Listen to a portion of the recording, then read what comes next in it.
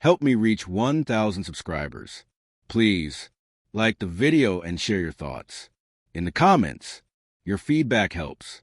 Make the content better. The room froze the instant the words left her mouth. Her voice sliced through the laughter, the clinking glasses, the soft music in the background, sharp enough to cut straight through what little dignity I was still holding on to. Don't touch me.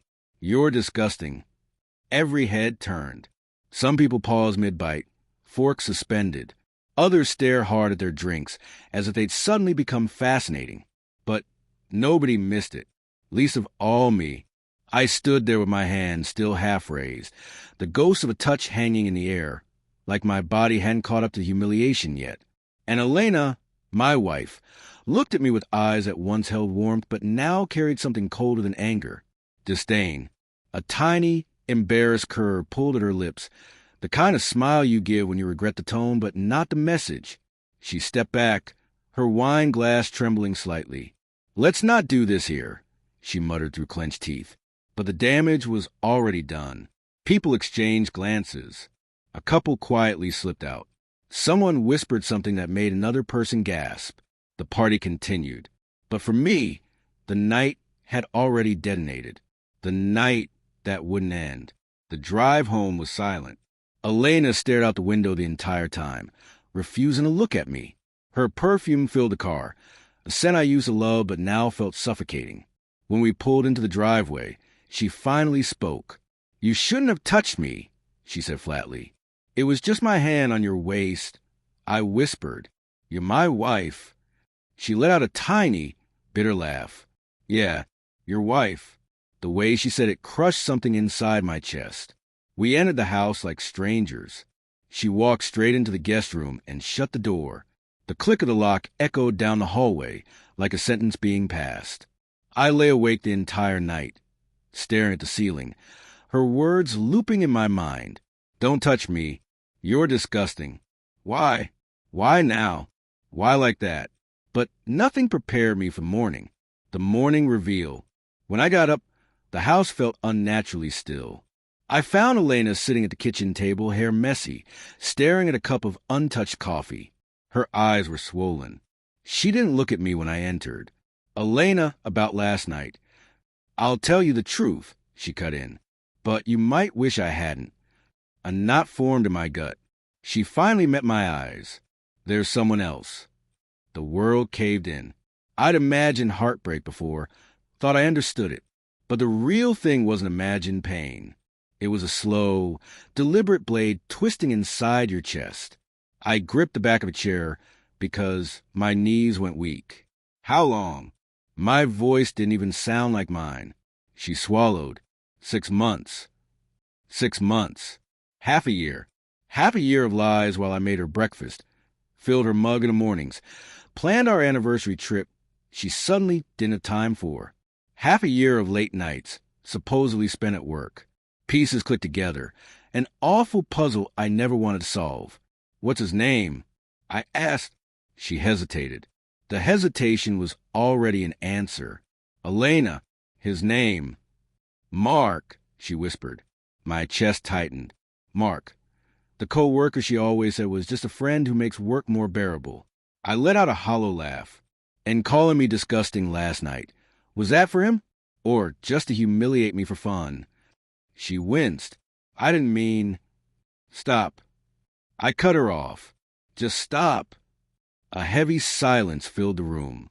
I walked to the window, opened it, letting the cold morning air hit my face. Anything to keep myself from falling apart in front of her. "You could have talked to me," I said quietly.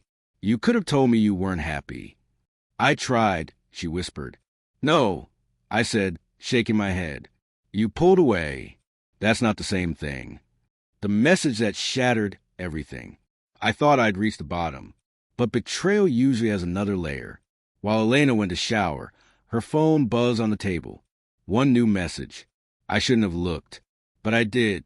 And whatever was left of my world crumbled completely. "Mark, you handled it perfectly last night." He looked pathetic. "Can't wait to see you tonight. Beautiful." My hands shook so violently I almost dropped the phone. She hadn't just humiliated me. She had performed it. For him. A noise escaped me, somewhere between a sob and a growl. My vision blurred with rage and heartbreak. When Elena walked back in, towel around her hair, she froze. "You read it," she whispered. "Did you expect me not to?" She opened her mouth and shut it again. For once, she had no defense. "Elena," I said quietly, "tell me the truth. Did you yell at me because he asked you to?" Her silence was the answer. I nodded. "Okay." The calm after the storm. Some men scream. Some break things. I didn't do any of that. I simply walked past her, went into our bedroom, and began packing a bag. Calm. Methodical. She followed, panic rising in her voice.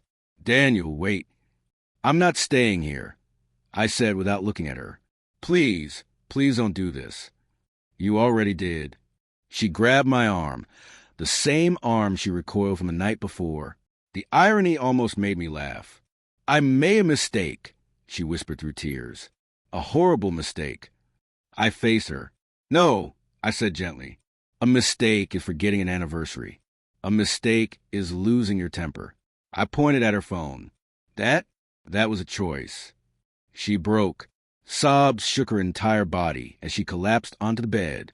I stood there, watching the woman I used to know turn into someone unrecognizable.